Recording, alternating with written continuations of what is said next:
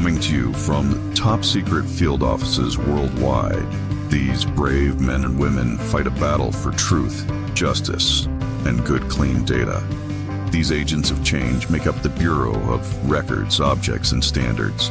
They are the Data Bros.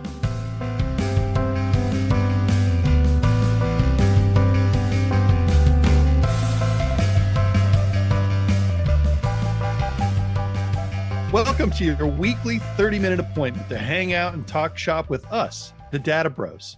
This is a comic book industry podcast about comic book data, the comic industry, and running a retail store. I'm your host this week, Django, and this is my good buddy and life/business partner, Jeff Figley. I'm Jeff. I'm the one whooping and hollering in the background. And this is my other good buddy, Brian Garside from Manage Comics. How's it going? I'm a boot. I'm a boot to get it on this week. Django, I probably should have told you, but this has not been a monogamous relationship between you and I of life partners. I've recently made Brian Garside a life partner of my own. So, you guys are like that show. We're a throuple. Yeah, that like sister wives show. Yeah, I like it. Yeah. Brother wives. Buddy brother buds. husbands. Yeah. Buddy bros. Buddy hubbies. You know, at Pittsburgh, my favorite thing was good. the number of people that came up to us and were like, "You guys aren't supposed to be friends, you know. Yeah, you're not supposed." It's like we have a podcast together too. Yeah, it's too late, man. That was the sound of me writing down buddy hubbies in my journal. It's a good one. Buddy hubbies is good. Well, this week we wanted to do a little bit of shop talk and then some industry yammer and then some data broification, and we're going to do the shop talk first. I don't even know if that's a way that we normally do it or not. No, this is our show, dude. One. No, we're gonna flip it. We're gonna flip it on. What does the board members say about this? Can they? What if they? The board. I'm seeing 3 thumbs up and 2 thumbs down from the board, which I think means go for it. All right. Well, so a couple of weeks ago we were talking about employee autonomy in our store, and Brian had some questions about it. I wanted to dig a little bit deeper, and although I'm the host, I think these are your questions, Brian. So how do we navigate this? I can't wait to watch you two buddy hubbies navigate this. Okay, so okay, Django, okay. In Pittsburgh, you introduced me to a young man named Ash. Oh yeah. Is it Ashram? Ashram? Ashton. I kept hearing from people like, yeah, you introduced me to him 2 days ago. I'm like, oh, okay. Oh, hey, meet my Ashton. I just want to make sure. Yeah, I've met him 3 times now. Okay. This kid is everywhere. Not only that, but he's been having like all these little side quests that we did. Yeah. So yeah, you brought Ash. He's kind of in charge of your manga, I believe, back at the shop. Uh-huh. Is that correct? And he really dove into it. He was like totally into it and doing all kinds of stuff. And you had mentioned a while ago that you believe in kind of employee autonomy and giving people something to quote unquote own in the shop. How do you know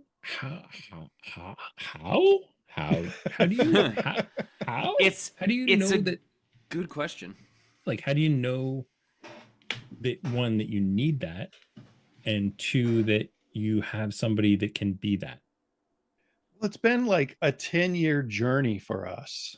And like, you know, Jeff and I kind of stumbled into this shop running relationship 10-ish years ago. And I was coming from running my own novelty store before that, which had closed and sent me into personal bankruptcy in the process. Perfect. Yeah, I don't know how many other people you know who went bankrupt partially because of whoopee cushions, but here I am. Well, if you had found any other way to order them other than as a gross, it probably would have been. Well, I ordered 2 gross sometimes. Oh, okay, gross to gross squared. You would come from that, and I had just come from having the strongest opinions without warrant, without any merit. Well, but like you came directly from Barnes and Noble, right? So like you were fresh from a pretty corporate situation, and I was probably 10 or 11 or 12 years removed from a corporate situation. And so I had taken all these employee management tools that I had noticed as a low-level employee at a music store and sort of adapted them into at Merchbot, which was the novelty store, sort of a free form, just trust everybody to not mess anything up too bad. And then when we got together, I think it was a great fit because you didn't love a lot of the corporate stuff, but you had been wounded by it recently. And I had seen some value in it because I hadn't, like, I never really gotten mad that there were corporate rules or anything. I was trying to pick them apart and learn from them. For the future, apparently, but just kind of coming up with ways to make our two outlooks on this work, I think we sort of stumbled into making, like, assembling a team rather than hiring employees. Yeah. Well, and I think it's worth mentioning that both my parents were school psychologists, and I have a education background in psychology. So while not having a huge focus on like the business minutiae of things, I have a great respect for business and art houses like our comic shop is. Django is sort of the other side of that coin. With many aspects, I think we sort of make up for each other's strengths and weaknesses. We did stumble into it, like Django just said. An important thing to me is, like, I've been enamored with musicians and producers for my entire life and kind of learning about them. And a really important thing, the way I approach running our store with Django is viewing it more as an artistic endeavor than strictly a business endeavor, or like a creative endeavor. I find that, like, a sense of ownership, or not even that as much as like a sense of community or caring, or that you are a part of something, motivates me to do my best work, like a sense of being responsible to other people. But I also think that allowing people to be who they are and form that unique relationship only allows for advantageous, store growth. But the first round of hiring that Django and I had done after Django came on board was a really generic sort of, like, Django posted on the Facebook and the Craigslist that we were going to be hiring. And we got a lot of applicants that way. And I think we would both agree that it was a real failure. Or we learned a lot of failures. Not the best fit, because, like, the way that we manage works really well for some people and really does not bring out the best in other people. Yeah. Right? It is not by any means the right fit for all places, for sure. But so hiring is something that we take really, really serious with that sort of frame of thought going into it, right? That we want someone to feel a part of it. We want to be comfortable. We want the customers to be comfortable. We want their coworkers to be comfortable, like everyone to be comfortable. And I think that comes from sort of letting people be who they are. And when I say it doesn't work for everybody, I don't mean it doesn't work for all stores. I mean, it doesn't work for some employees. Right. Like, we've had some employees who, saw that. I don't know that they saw it as a weakness, but they kind of took advantage of the sort of lax environment where we're trusting our employees to have a little more responsibility and to kind of be pointed in the same direction that we're trying to get this ship to go. And, every once in a while, somebody will take advantage of that and put themselves in a situation where we're mad about it. It's kind of like, at that point, it's kind of our fault, unless we tell them that this isn't what we're going for and give them a chance to not do it again. But just in general, like, one of the first things that we have to train people in is that you're not working for a big corporation, and you're allowed to make a mistake, and you will not be in trouble. You can make $100 mistake, and if it wasn't on purpose, and if you don't do it again, like, fine. Yeah. That's part of the deal. And we have very little turnover, I think partly because of that. Knowing that amount of trust, though, is the end game for us when we're hiring somebody, makes the act of hiring really important to us. And we talk a lot about it, and we'll have meetings with, interviews with a lot of people about it. But We definitely try to give people the benefit of the doubt, and it's on us if we chose wrong or are managing wrong. But we're going to give people the opportunity to disappoint us rather than assume, that they're going to be perfect or something. And I would give 100% success props to Jeff for our hiring. Like Thanks, I'm not good at looking at somebody and drilling down on their motivations for working in a store and how they're going to be in 6 weeks or 6 months. And Jeff's really good at kind of figuring out whether or not they're going to be a good fit with our style. How much of that do you think comes from your psychology background, Jeff? It's hard to say, because I think that like Django would also probably be one of the first to mention that like I try not to be critical of people, but in the way that I am evaluating kind of everything around me, I am kind of looking at motivation and reading between the lines, and not like in a paranoid way, but just sort of doing that. I don't know. I don't necessarily think it was strictly like maybe the educational background for psychology, but probably from growing up with psychologists and being encouraged to be open in myself and being treated with the respect of people being very open with me. I think a lot of it more than anything is my love for the art, and like really Django I think would agree, like I study creatives very heavily, like much more than just enjoying their art. Like I study how and why they do the things that they do. Cool. I think it's hard to say like whether it's the training in psychology or just the blanket interest in it. Yeah. But it's that I would say that combination is 99% of what makes you fabulous at that. Thanks, buddy. And a huge amount of it also is learning through Django that I can trust my gut, or I'm allowed to trust my gut. Growing up in having professional, you have to. In a rigid Barnes and Noble type situation, they don't want any employee to use their gut. Right. So like kind of training myself through somebody being like, no, dude, like that was a good call. Or when it doesn't work, just being like, no, it made sense. Like that. Definitely, again, and Django has allowed me to learn and grow in that way. And in doing so, we have set up a paradigm for people where they are allowed, afforded the same leeway. Yeah. Ashton's a great point of reference for it. Sorry. I think when people talk about trusting their gut, it sounds really wishy-washy, but it's not. Your gut is really your wisdom, right? It's the things that you've learned over the course of time, and you have to listen to that voice sometimes. I don't trust the way that guy moves his mouth. Sorry, I interrupted you. That's fair. We are going to do an entire episode on hiring, because I think between the three of us, we could talk for hours. I've hired literally hundreds of people in my time as an IT person. Yeah.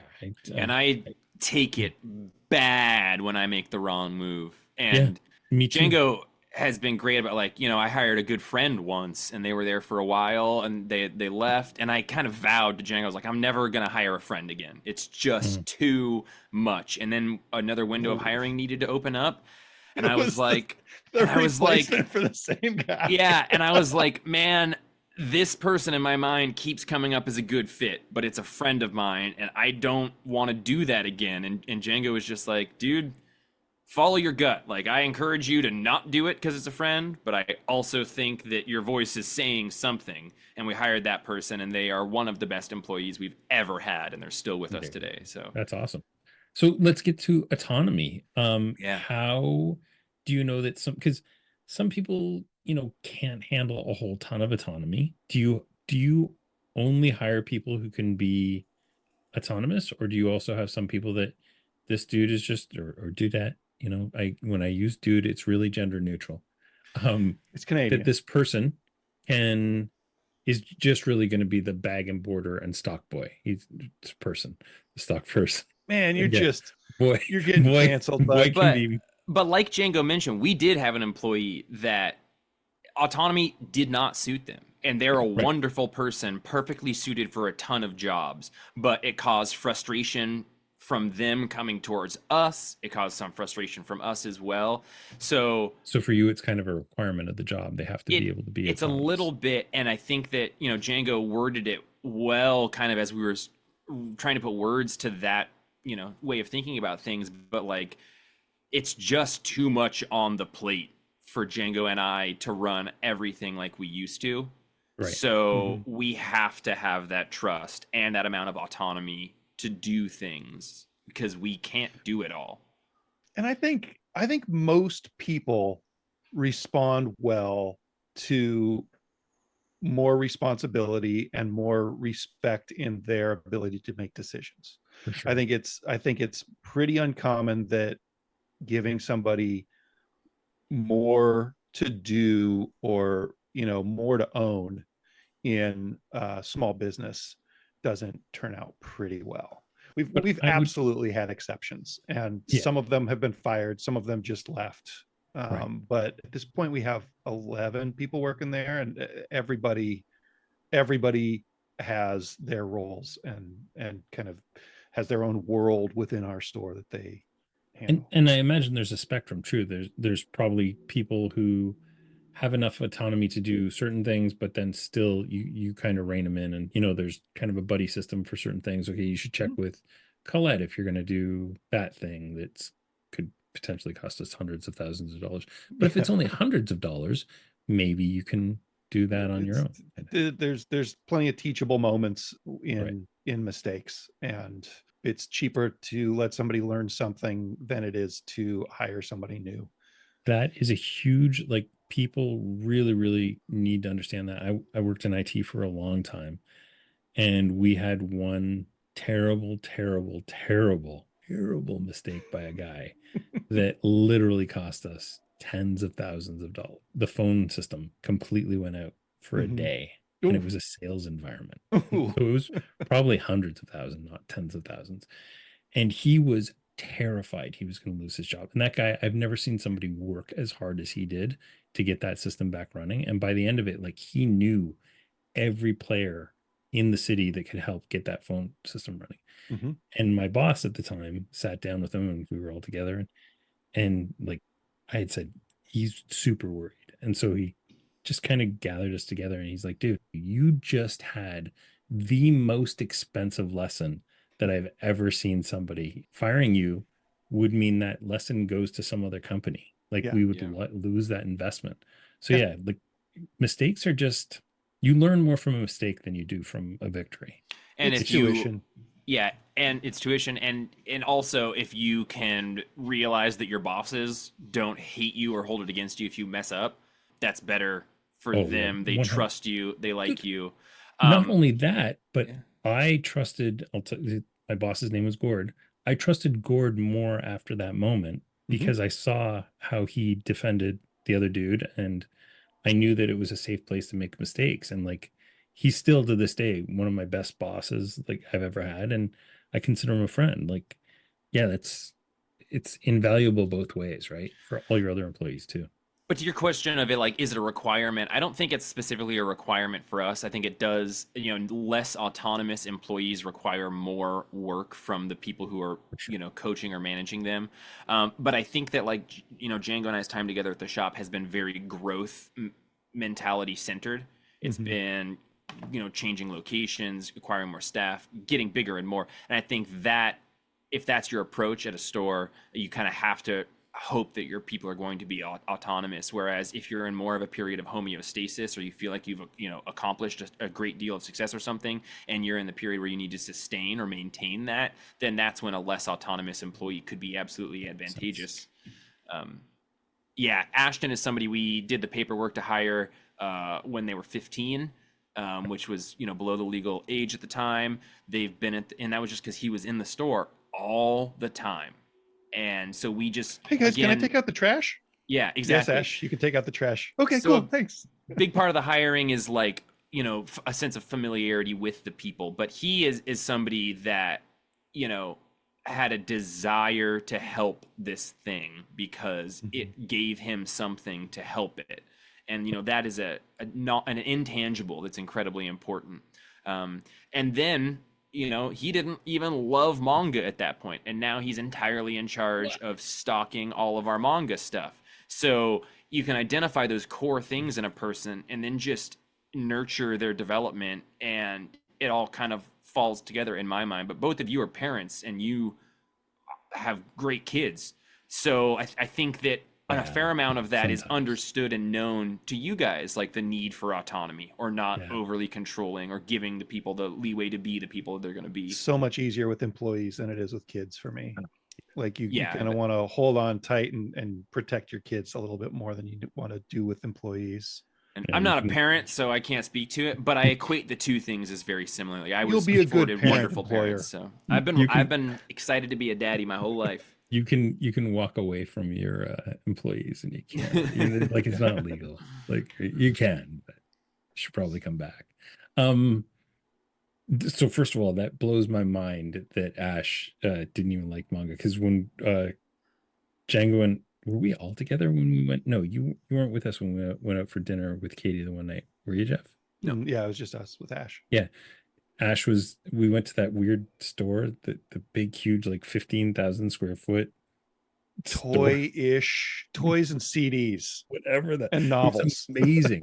But he gravitated right to the manga aisle, and like I would have, and he was like, oh my God, they have this and that, and like all these like old things. And if you wouldn't have told me that he didn't love manga for, ever, You I know, would not. it was a casual interest, but it became a calling in his life. Yeah. That's super cool.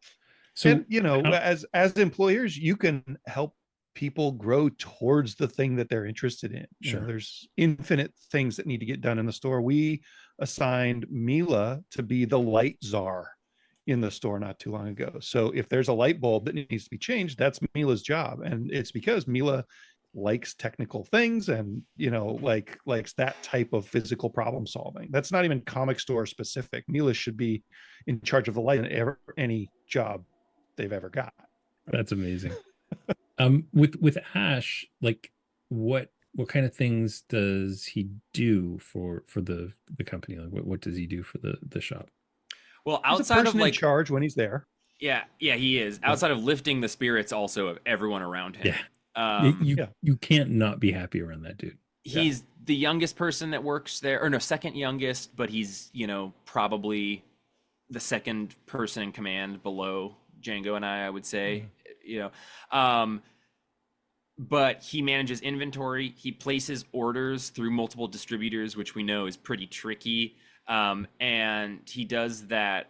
We kind of gave him total control over the manga section, which at the time was way smaller.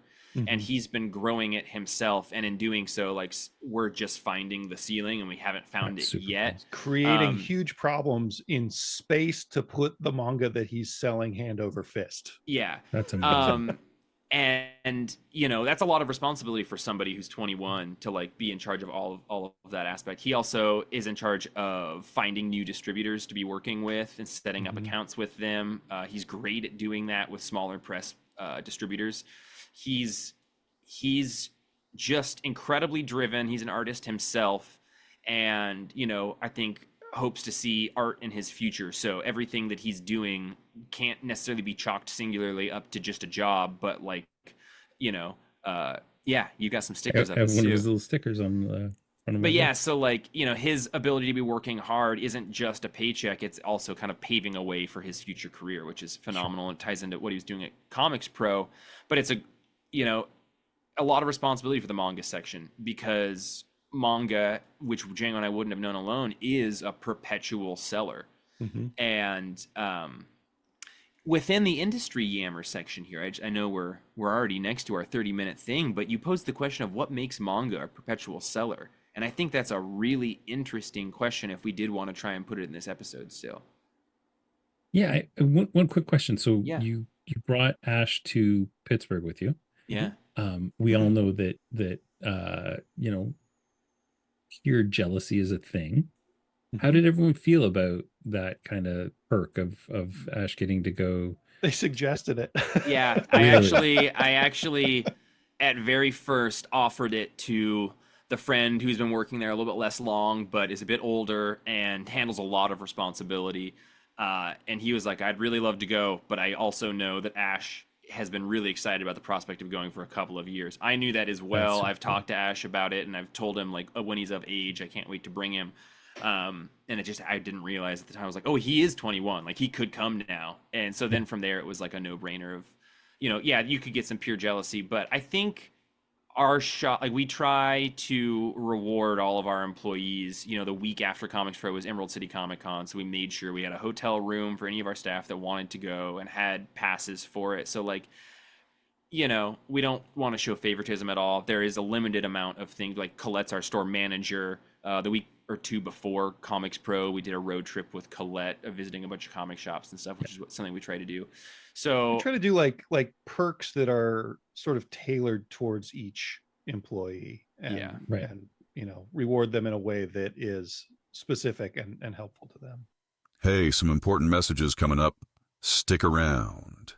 Hello to all our valued customers and dedicated investors. This is Carrie Murphy reaching out from the heart of Murphy's Apple Juice, LLC. We're here today with a quick but important message. As some of you may have heard, there have been some recent developments involving our CEO, Bob Murphy, and the board of directors. We want to assure each and every one of you that Murphy's Apple Juice is more than just one person. We are a family dedicated to bringing you the same delicious, high-quality apple juice you've come to love and trust. Our operations will continue as normal, and our commitment to excellence remains unwavering. The board of directors is actively addressing the current situation to ensure the continued success and integrity of our brand. We thank you for your ongoing support and trust in us. Stay refreshed and look forward to more juicy updates from Murphy's Apple Juice, LLC. Together, we'll keep savoring the good moments and the best apple juice around.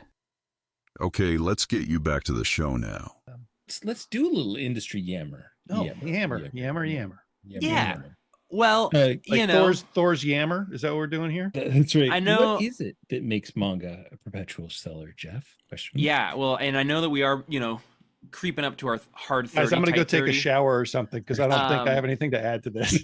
But I think that one of the things that is different about the manga industry and Western comics is the way that it comes out. Like, a big thing is it comes out weekly. Because it comes out weekly in these sort of magazine collections, you're getting multiple things at a time. The industry is built around, if you want to just be reading Dragon Ball, you'll be buying a thing that also has chapters from 4 or 5 other manga coming out. But I think the largest contributing factor is that you are looking at series that run for a long time and create a historical mark, whereas American and Western comics rebrand, change creative teams, or revolume a lot of the time.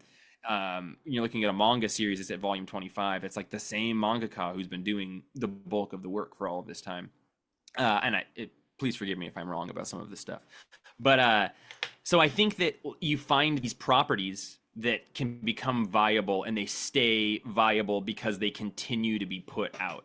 And then another thing that contributes to it is that a successful manga series oftentimes goes hand in hand with an anime series. Based on the success of the manga, an anime series can be created. So then you're appealing to 2 different audiences that have a real willingness to jump to the other one. If you're reading it, they'll probably start watching the show as well, or if they're just watching it, they'll probably try the show out as well. Can I ask a manga question? Yeah. Manga. X-Men that we talked about last episode has this bloat of characters and series and stories set in that world. Manga doesn't really do that to the same extent, right? Like shared universes, or even like the glut of spin-offs that American comics and TV shows and movies, like it's like, here's you got Dragon Ball Z and Dragon Ball Super or whatever, but like you don't see a huge universe built. So maybe part of what makes manga a perpetual seller is that you don't get tired of these recycled stories within the same world with the same characters being rebooted all the time. Yeah, I've got that down as another absolute reason. And even like Dragon Ball, Dragon Ball Z, Dragon Ball Super, that was the same mangaka, and then when one finished, he then started the sequel series to it. But you don't see that sort of real intense capitalist view of, this is working, let's milk more out of this thing that's working. You know, the when you have X-Men, like, and a mangaka, like, their life is that comic.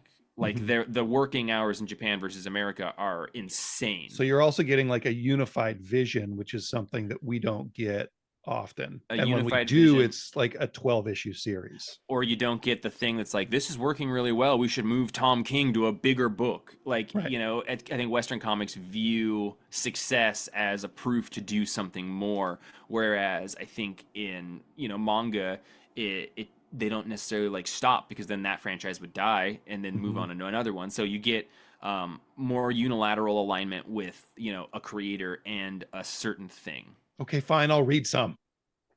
Akira's real good. You read some of that.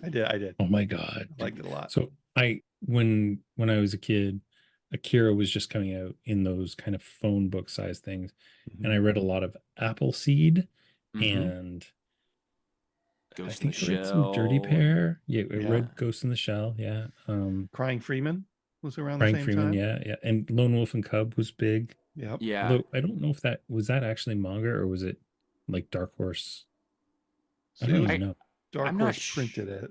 Yeah, it was, and I don't know what the original thing that's based on was. Yeah. It's an old book, but yeah, it's, you know, I think that some of it comes back to that, just like faith in what you're doing and continue doing it and allow a fan base to grow. Whereas I think within Western media, almost across the board, there's a lot more like moment by moment fact checking. How is this going? Do we need to bail out because it's not making money? Oh, it's making money. Cool, let's make more of it. Take the creator off, have him do something else. Like, there's a lot more moving parts, and I don't think you give that medium or that story as much time to develop into something that will be perennial.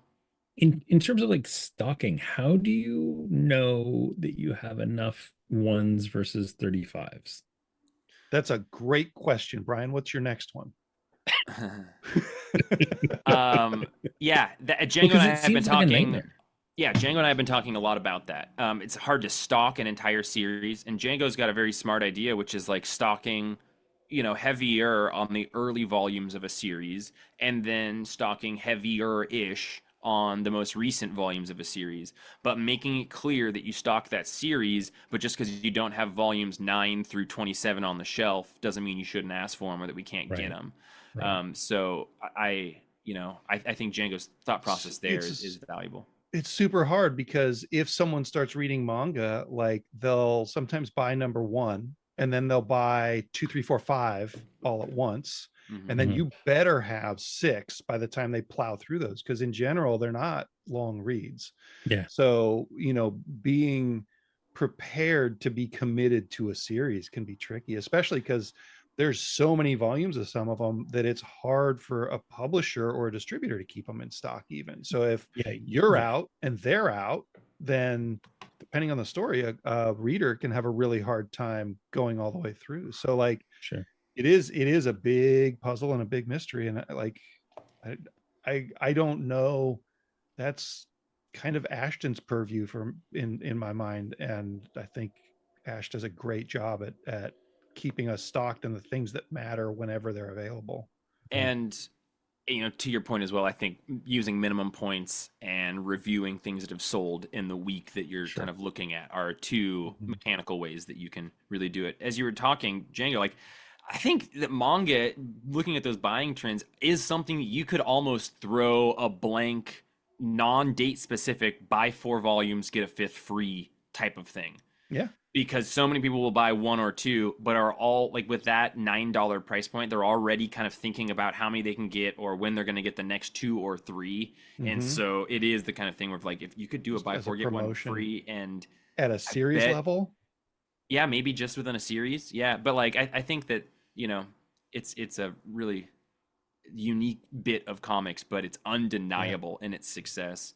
And then so Brian, little piece of data broification here, without, you know, saying dollar values, what would you say your kind of percentage of your business has become manga, and how has that progression happened? Has it just been like it's 30% and it has been for 5 years, or have you mentioned that you've seen kind of some growth there?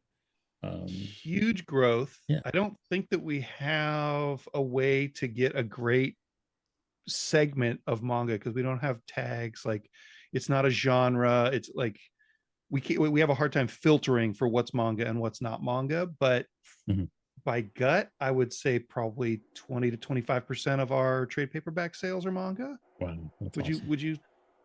Yeah, I would. And I would Ish. say that, like, looking at our total store income, you get that, like we've talked about, that subscriber base, and that's what allows your store to take risks and do things. But I think those are fixed customers. Those are people that are in your system that are in every week, and they contribute massively to your sales as a store. But I think manga is where we get the most sales for people who are not subscribers, or not, people just coming in on a trip or foot traffic wise. Like, I would break the equation down to sort of a relationship about that. Like, most people who walk in off the street with no familiarity, I think our manga percentage of sales is very high within that population. But then how big that population is relative to our customer base, that's where I don't know. Yeah, I what trades are about 35% of our sales, so 25% of 35% is where we're at.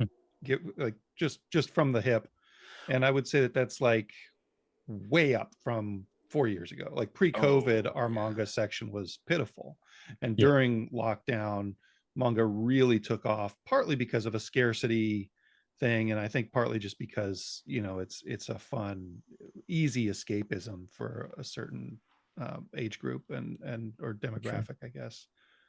So awesome. Yeah. Well, that sounds great. Thank you for answering all my questions about autonomy and manga. Would you do Manga autonomy? Manga autonomy. That's good. I was just filling no silence there. I don't know why I was even talking. Just I've got an idea about that.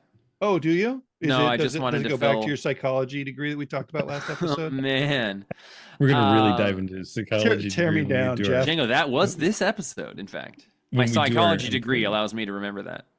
Nice. Oh yeah, I don't. Nice. I wasn't. It doesn't sound like anything to me. Yeah. All right, Django, take us out. Never stops hurting. 8:30. Listen, I'm Django. I'm usually Django Boren or Django himself in places. Jeff and I would do Comic Shop Assistant. That is our point of sale system for comic stores. We're also co-owners of Comics Place. You can find all that on social media. Just search it. We do another podcast. Comics Place Presents, perfectly acceptable podcast. And that guy over there is Jeff. Yeah, we do all that comic stuff and professionally, but we're also just two good buddies who like to be out in the world together. We like pastrami sandwiches too. On Venmo, I'm at Jeff-Figley. On Twitter, I'm Blame_Hoffman, and I'm on Facebook as Jeffrey Figley. No hyphens or underscores or extra. But I'm not that Jeffrey Figley, and I'm not Jeffrey Moonbeam. Those are both accounts tied to me that are no longer active. You'll know when you find it. Nice. I manage comics on Facebook, Instagram, Twitter or X, YouTube, all the places. You could also, if you were to Google Brian Garside, I am the first result for any Brian Garside because I'm the internet Brian Garside. Yeah, there's another Brian Garside who keeps emailing me going, why does your name come up before mine? Because I'm the internet Brian Garside and you're the real estate Brian Garside. The day that you become the internet Brian Garside, maybe you can beat me. I just Googled my name and the first result is custom guitar maker Jeff Figley. Correct. Ooh. That is you. Huh. Interesting. You should hire Brian to get you at the top of that. I can do it. I can get you right to the top rankings. Thanks to our sponsor, Murphy's Apple Juice, and thanks to you for listening. Thanks doubly to you. Yeah, I'm looking at you for reviewing us on your podcast app of choice and emailing us at podcast@databrosinc.com. That's INC as in incorporated, not INK as in ink that you would make a comic from. Review us, tell your friends, only your nerd friends. I think this is a pretty slim amount of people that really want to listen to us, you guys. I challenge you to get your friend who doesn't care about comics or data to listen to 4 episodes of this. Shout out to my mom as well. Hi, Mom. Oh yeah, Jeff got his. Listen to this? Oh yeah. I've never even met the Kipster, but she's already one of my top 20 favorite people. Jeff got his friend Mom to listen to this podcast, and you can too. There you go. Get them to subscribe on whatever service they use. I'm Django, and Thanks for hanging out, guys. Bros. Good work, bud. The Data Bros is a joint project from the teams behind Comic Shop Assistant and Manage Comics. Data Bros are Django Boren, Jeff Figley, and Brian Garside. Brian Garside produces and edits the episode. And you'll find more about the Data Bros online at databrosinc.com. Subscribe, like, and review the Data Bros on Apple Podcasts, Spotify, and wherever you get your podcasts.